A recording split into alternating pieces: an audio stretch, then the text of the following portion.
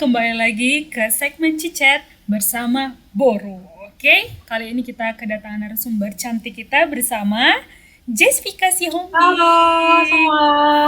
Penasaran kan topik kali ini adalah topik yang pasti dihunting banget oleh anak-anak fresh graduate. Apalagi yang lagi ingin mencari kerja, yang lagi bingung banget cari kerja. Oke, kita saksikan wawancara bersama Kak Jessica ya teman-teman.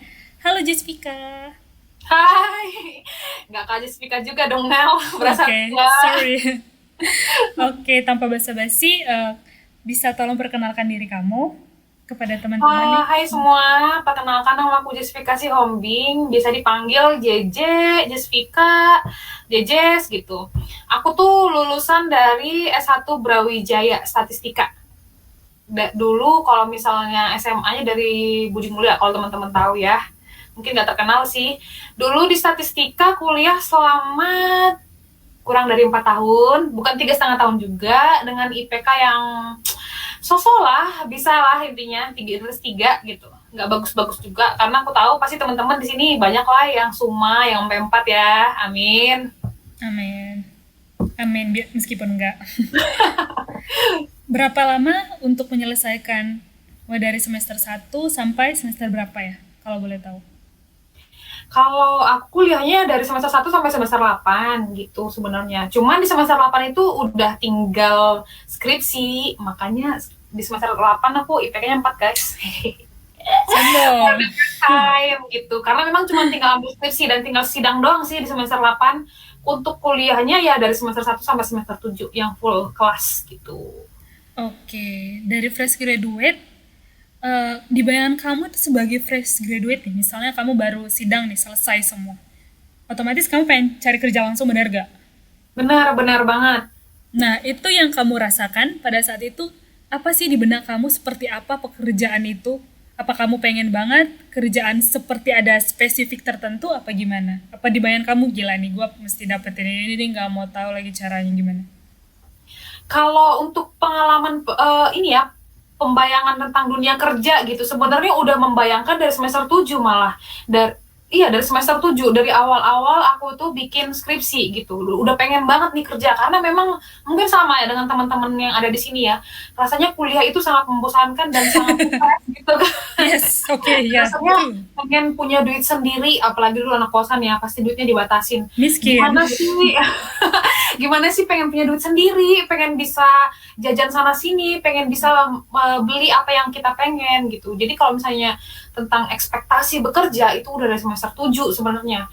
Dan semester 7 itu pas awal aku mulai skripsi di tahun 2018 itu aku udah mulai apply sebenarnya di perusahaan-perusahaan di mana-mana aja. Cuman belum yang intens ya karena memang belum fokusnya belum ke sana, fokusnya masih lulus dulu gitu.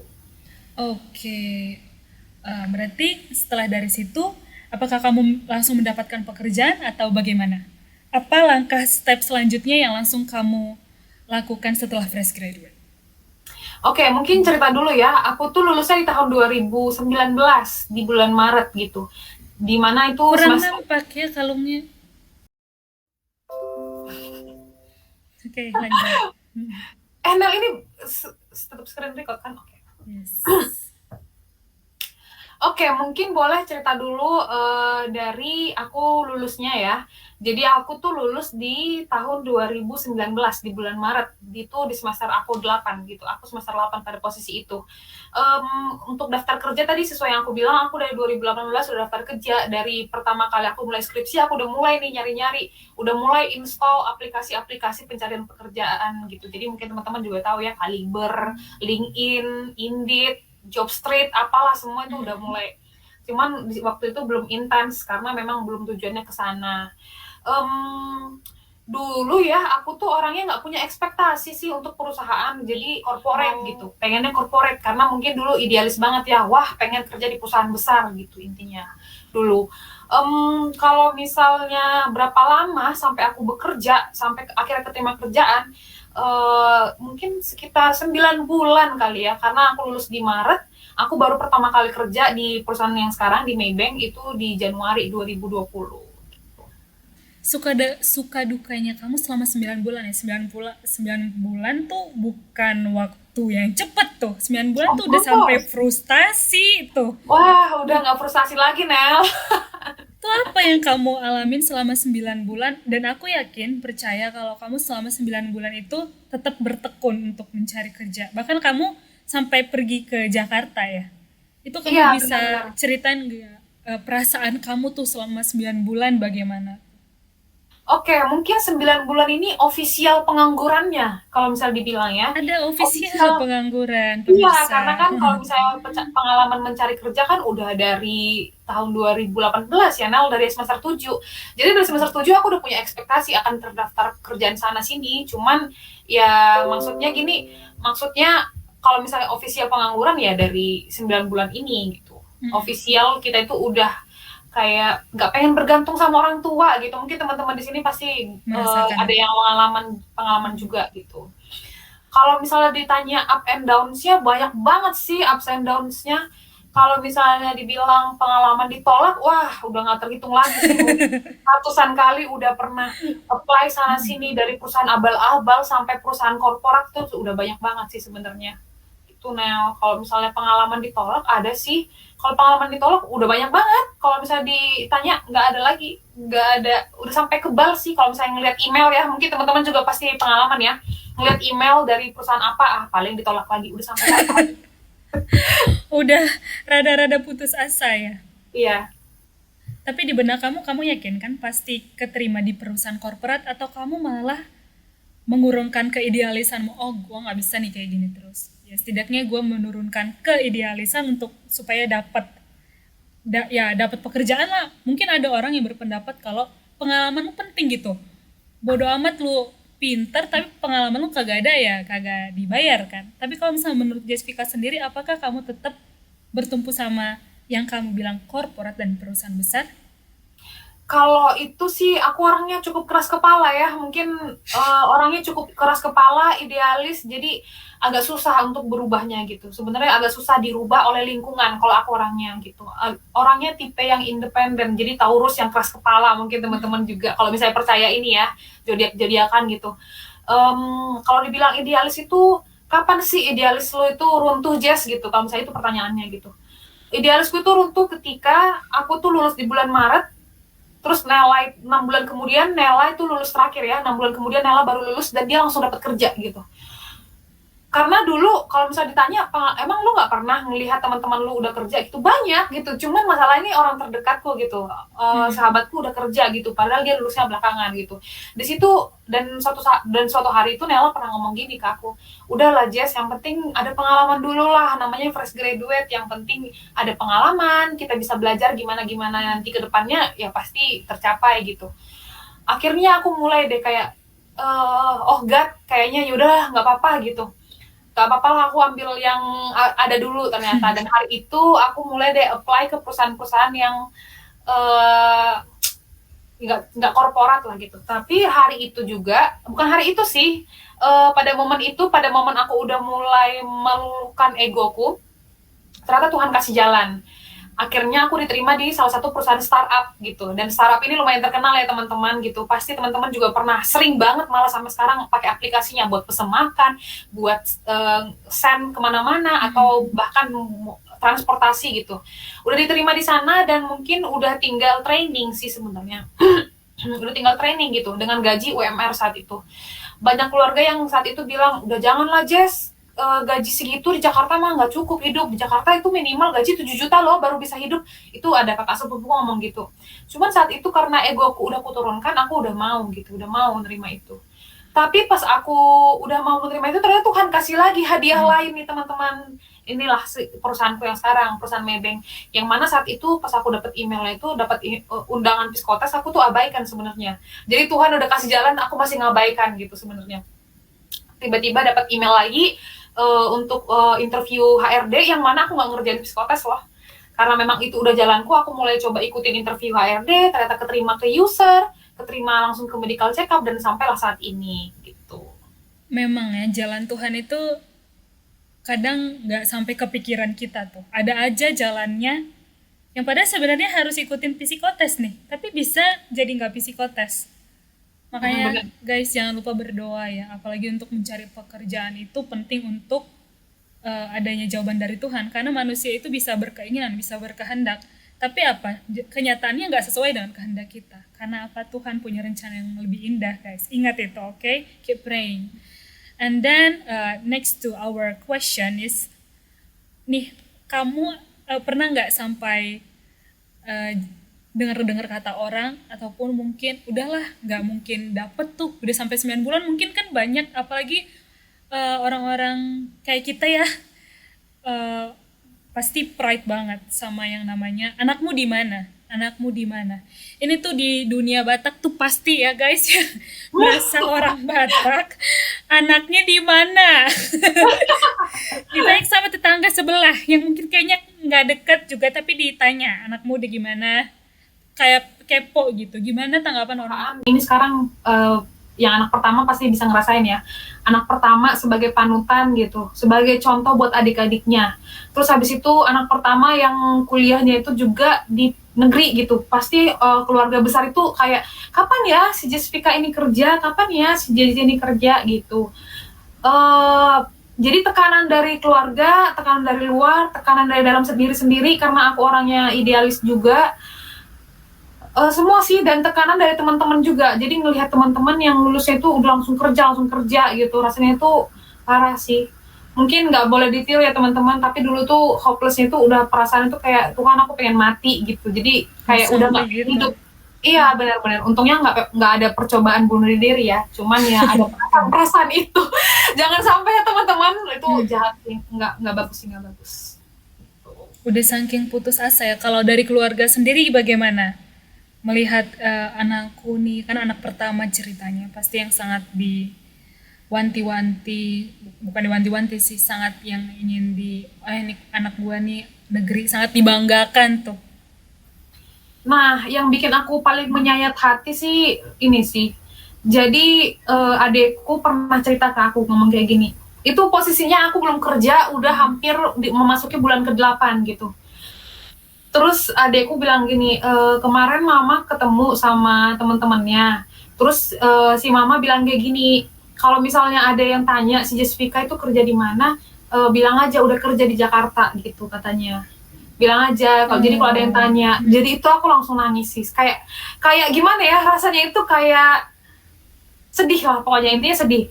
Kenapa sampai orang tuaku tuh berbohong kepada orang lain kalau aku tuh udah kerja? Karena memang dari dulu, mungkin Nela tahu ya track recordku dari dulu gitu kan, aku sering cerita juga sama Nela, dulu sering juara olimpiade, terus masuk sekolah juga Budi Mulia meskipun mungkin banyak orang yang bilang lah Budi Mulia, tapi menurutku tuh udah lumayan sekolah bagus gitu.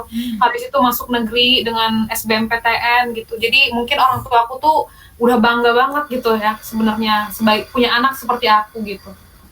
Ya mungkin kebanggaan setiap orang tua beda-beda ya, tapi saat ini orang tua aku bangga banget dengan posisiku seperti itu, jadi sering diceritain ke orang-orang gitu. Tapi ya gitu, maksudnya nggak dapat kerjaan, jadi mungkin karena orang tua aku takut aku sedih, nggak tahu juga sih ya, mungkin menjaga perasaan, jadi dia ngomong ke orang lain, kalau misalnya ada yang tanya, si Jessica kerja di mana ya, bilang aja udah kerja di perusahaan gitu, ada perusahaan akuntansi kayak atau perusahaan apa, jadi mereka ngarang, beneran ngarang, sesedih itu. Jadi itu yang bikin aku tuh makin putus asa kan, kapan ya Tuhan aku kerja gitu, jadi rasanya sedih banget sih. Nah itu teman-teman, berarti waktu yang menjawab itu, biarkan waktu yang menjawab, waktu dan usaha.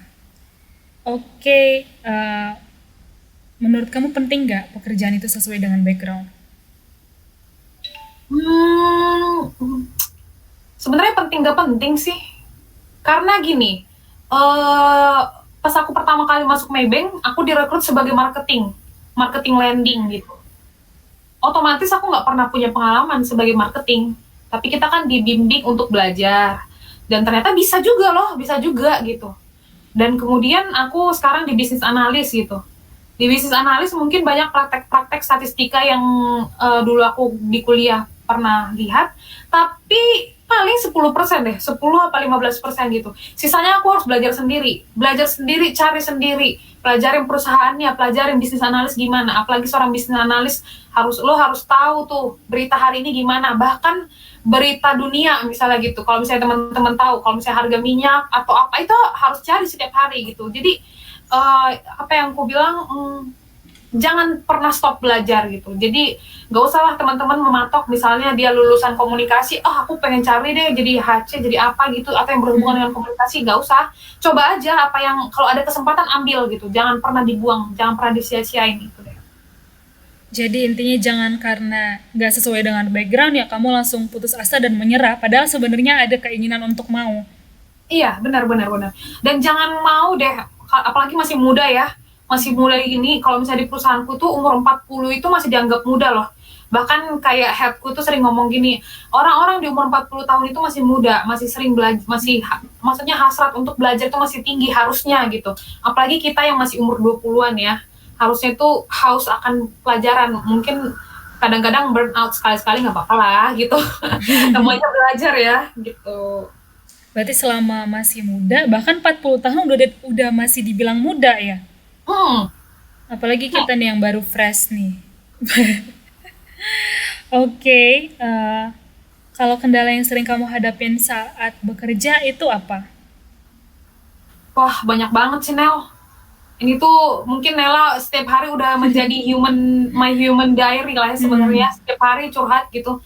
Karena gini ya, kalau misalnya pekerjaan itu, dunia pekerjaan, mungkin teman-teman yang belum bekerja atau yang akan mencari kerja, dunia pekerjaan itu kalau aku bilang 180 derajat berbeda dengan dunia kita berkuliah gitu, atau dengan ekspektasi kita. Karena kita tuh bekerja bukan sendiri-sendiri personal gitu, tapi kita bekerja dengan tim. Jadi mungkin pemikiran kita yang menurut kita benar belum tentu benar sesuai dengan tim. Atau yang menurut kita, atau orang kita yang sering bekerja sendiri itu tuh pasti nggak bisa. Semua tuh harus di-adjust gitu. Dari segi pengetahuan, skill berkomunikasi, semua tuh harus di-adjust. Jadi kalau kesulitannya banyak banget sih. Apalagi aku bukan orang, sekarang jadi bisnis analis, tapi aku bukan orang ekonomi. Bagaimana caranya aku tuh bisa mengimbangi orang-orang di tempat kerjaku yang udah S2, rata-rata S2 sih. Kayaknya cuma aku doang nih yang satu, karena masih fresh graduate ya. S2 ekonomi, mereka rata-rata S2 ekonomi dan dari luar negeri gitu. Rata-rata lulusan luar negeri, bahkan headku sendiri itu 25 tahun kali, 25 tahun kerja di luar negeri dan perusahaan oil and gas gitu. Selam bersih lah, apalah, mereka dia udah jalanin semua. Jadi pengetahuan mereka itu sangat luas. Rasanya sulit, tapi ada perasaan kayak aku ingin mengambil ilmu mereka gitu. Ada perasaan kayak bangga sih, meskipun aku terlihat bodoh di antara orang pintar gitu. Jadi nggak apa-apa gitu. Ini nih, bodoh di antara orang pintar berarti kalau keluar orang pintar guys. Amin. Gitu. Berarti semua harus di-adjust ya, dan adjustnya ini ya tentu nggak bisa cepet kan, main cepet. Gimana cara kamu biar bisa kayak mengadjust itu sebisa kamu? Gimana caranya? Berhubung aku WFH jadi kerja dari rumah, rasanya burn out banget ya. Jadi kayak rasanya stres gitu kalau misalnya kita harus belajar dengan ruangan ini lagi tanpa ada gerakan. Kalau misalnya sekarang aku udah mulai sebulan sih sebenarnya, baru sebulan ini tuh aku mulai menemukan pola baru. Jadi aku bangun setiap jam 6 pagi dan jalan kaki setiap jam 6 sampai jam 7 pagi. Jadi sekitar kurang lebih 1 jam. Atau 40 sampai 60 menit lah gitu. Rasanya menemukan jalan pagi itu rasanya ide-ide itu Keluar banyak ya? banyak yang pokoknya kita bisa banyak yang keluar masuk lah gitu. Rasanya bisa lebih fresh gitu kalau misalnya kita memulai pekerjaan gitu. Untuk adjustnya sih sampai sekarang kayak gitu. Atau kadang-kadang kalau misalnya aku nggak tahu, aku tanya sama headku gitu, Pak ini maksudnya apa ya Pak, ini gimana Pak gitu. Dan rata-rata ini nih teman-teman tips, jangan pernah kalian itu ingin merasa kalau misalnya kalian tuh nggak tahu apa-apa, kalian tuh akan diajarin seperti anak SMA gitu. JJ, misalnya data analis itu kayak gini, bla bla bla bla, jangan pernah. Karena head itu nggak akan ada waktu untuk itu. Pasti dia langsung kasih, coba baca artikel ini, coba baca ini gitu. Dan itu sekarang cara adjustnya ya kemauan teman-teman gitu. Mau nggak belajar hal baru gitu. Mau nggak baca itu, harus ada kemauan. Gitu.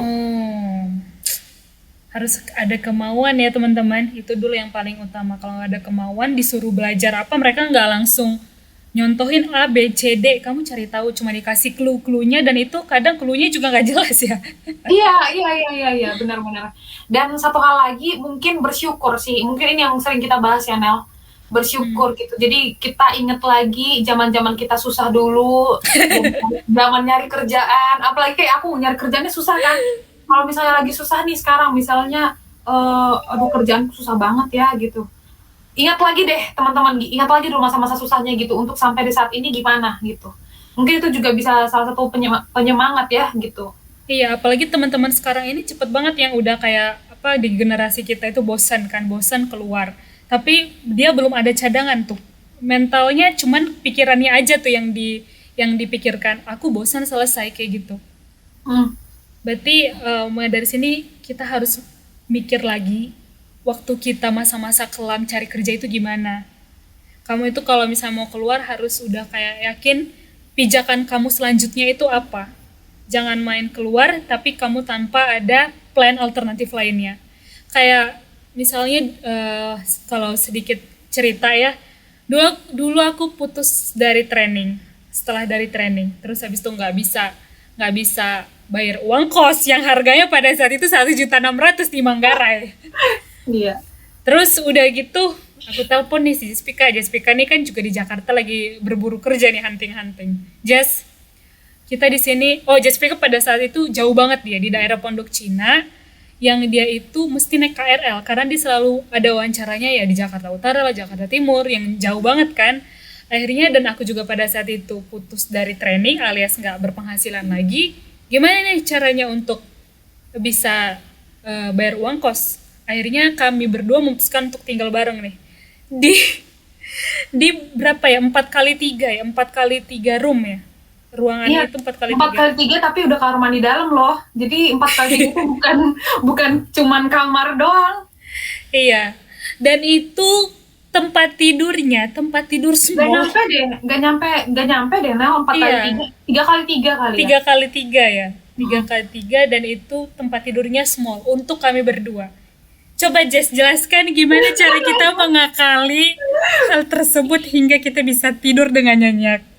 Jadi kalau misalnya kita tidur berdampingan kayak gini, apa sih namanya? Misal kasur berdampingan kayak gini tuh, pasti nggak bisa, nggak cukup tuh kasurnya. Akhirnya Nela tidur, terus habis itu kakiku ke arah Nela, kakinya Nela ke arahku. Jadi setiap malam cium kaki masing-masing.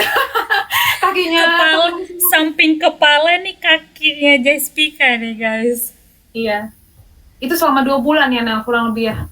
dua Iya, bulan atau selama 3 bulan ya? lupa sih. Iya, itu Nah, parah. dan akhirnya kami nyari kasur tambahan ke ibu kos. Yang dikasih adalah apa, Jess? Kasur busuk.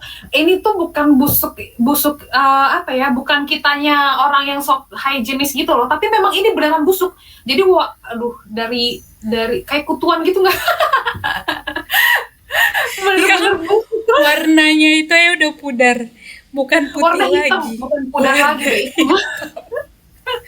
Dan waktu dia nampilin itu, ini kasurnya ya. Terus makasih, mohon maaf, masih Nggak ingin jadi. masih ingin hidup. Nggak jadi. Akhirnya kita melanjutkan dengan posisi tidur seperti itu. Jadi kayak, aduh, mungkin teman-teman bisa bayangin Iya. lah. Dan itu kita masih bisa tidur nyenyak selalu ya, alhamdulillah. Iya, saat itu kita, untungnya kita nggak orang menye-menye ya, Mel. Dari Iya, dulu kita emang orang susah, teman-teman. Emang orang susah, jadi mau makan dimanapun bisa, tidur bener. begitu pun bisa, gitu. Mau makan tuh mikirnya tuh makan di sini aja. Udah dapet tiga, tiga lauk, murah lagi. Benar, benar, benar. Tapi tuh posisinya kami sambil kerja ya. Jadi kami tetap belajar, tetap stres setiap pagi tuh bangun. Jess, ini apa lagi nih yang harus aku daftar, Jess? Apa lagi nih yang aku daftar? Tuh, itu aku waktu lagi ngelihat komputer. Giliran dia ngelihat aku. Ini apa lagi ya mau aku daftar? Nah, Iya. soal kayak gini, apa tips kamu untuk orang-orang yang lagi hunting dan lagi stres untuk cari kerja nih, khususnya untuk fresh graduate? Tipsnya jangan berhenti. Jangan berhenti sih. Kalau aku bilang ya, sekarang tuh sebar CV tuh di mana aja. Oh, dan ini sekarang orang-orang ya sekarang huntingnya masih di LinkedIn, apalagi LinkedIn itu makin besar ya sekarang ininya cakupannya. Mm-mm. Kayak mungkin headku sendiri dia itu sangat aktif di LinkedIn, sangat aktif. Jadi dia tuh ngeliatin orang-orang yang potensial, kadang cuma ngelihatin berita gitu. Dia memang aktif banget. Jadi teman-teman sekarang itu perbaikin CV, perbanyak skill. Sekarang kan banyak ya course-course online ya, nggak harus bayar mahal. Sekarang course online murah ya, ada Udemy, ada banyak sekarang, ada Dekilab. Mungkin itu Dekilab itu buatan orang Indonesia loh, murah lagi. Dan itu aku pernah coba itu untuk kayak belajar data Python, R gitu-gitu. Jadi sekarang perbanyak skill, sebar CV di mana-mana dan jangan putus asa. Sisanya berdoa sama Tuhan. Udah itu sih. Berarti kamu juga nyaranin LinkedIn ya, Sangat, diaktifkan selalu. sangat. Oke. Nah itu guys, jadi untuk anak-anak muda sekarang, apalagi yang baru-baru fresh graduate, nggak usah takut. Banyak orang yang bilang sama aku, gimana ini Kak Nel? Aku takut nih, soalnya nggak cocok sama pengalamanku, terus skill yang dibutuhkan mereka itu juga spesifik banget, padahal aku sebenarnya khawatir nggak akan bisa. Sekarang pertanyaannya gini simple, emang mereka yakin menerima kamu? Tidak kan? Jadi nggak usah ditakutin hal-hal yang nggak perlu ditakutin. Mikirnya gimana? Fokus untuk supaya kamu prosesnya itu berjalan dengan lancar, mulai dari interview, terus abis itu ya udah selebihnya terserah sama jalan Tuhan, oke? Okay? Dan jangan lupa juga berdoa seperti kata Jessica. Selalu berusaha sebar CV, mau 1.000 mau 2.000 per hari, it's okay gitu kan. Semakin banyak, kayak statistika aja, kalau misalnya dia n sampelnya semakin banyak, probabilitas kamu untuk mendapatkan hal tersebut, goal tersebut juga semakin bagus. Kalau eh, kalau kamu diterima lebih dari 2 pekerjaan, ya kamu tinggal pilih aja kan. Intinya gitu sih. Dan jangan lupa untuk LinkedIn ya, ini penting banget. Orang-orang sering lupa apa sih gunanya LinkedIn. Kamu coba telusuri terus CV kamu, cantumkan di LinkedIn, dan juga profile kamu itu lengkap, tulisnya lengkap selengkapnya, karena HR zaman sekarang ini mereka itu secara aktif loh berada di LinkedIn. Bahkan ketika kamu nggak daftar, mereka itu akan secara aktif untuk lihat profile-profile orang yang mana yang menurut mereka itu memenuhi skillnya. Otomatis dari mana mereka lihat? Dari profile kamu. Nah, makanya itu jangan males update-nya ya. Kalau ada sesuatu, cantumin. Dan sering-sering deh komen-komen di gitu di kalau misalnya ada HR perusahaan apa posting ini komen aja karena atau sekedar bikin like atau up gitu-gitu karena pasti mereka kepo nih siapa ya yang kasih komentar di lapakku gitu pasti dia buka oh nih orang udah pernah nih belajar course ini nih gitu. Nah, Bisa. iya, ingat itu. Oke, selebihnya biarkan Tuhan yang bekerja. Oke, untuk anak-anak muda sekarang, good luck ya untuk pencarian kalian. Selalu berdoa dan selalu percaya kalau kamu pasti bisa melakukan yang terbaik dan mendapatkan pekerjaan yang kamu kehendaki juga. Sukses selalu, dan terima kasih ya untuk narasumber kita, Jessica Sihombing, sangat menginspirasi. Tepuk tangan dulu. Thank you Nel. Sukses Oke, juga. thank you untuk session ini ya. Jangan bosan-bosan nonton di Chit Chat bersama Buru. Ya, udah. Kedengaran nggak suara Nel?